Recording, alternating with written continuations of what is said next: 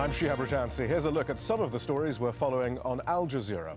Barack Obama says the U.S. military has presented him with options for strikes against Syria, but he's not yet made a decision. That's after appeals by Ban Ki-moon and the UN Special Envoy to hold off on any attack.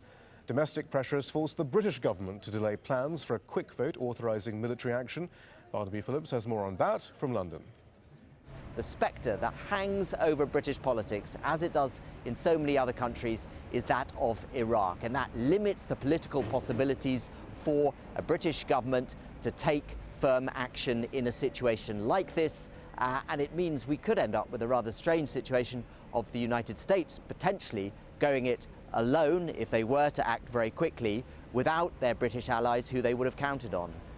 There's been a sharp rise in the number of Syrians fleeing the country. At least 13,000 have crossed into Lebanon in the last 24 hours. Around half of that number made their way through the Masna border crossing. It normally processes between 500 to 1,000 refugees a day. Police in the Central African Republic have cleared thousands of civilians who were protesting at the capital's airport. They camped out on the runway for 18 hours to escape rebel fighters, stopping some flights from landing. The Central African Republic has been in turmoil since March when rebels toppled the president. The UN estimates that nearly 60% of children in Yemen under the age of 5 are malnourished. Aid agencies say the government needs hundreds of millions of dollars in aid to feed its population of 24 million.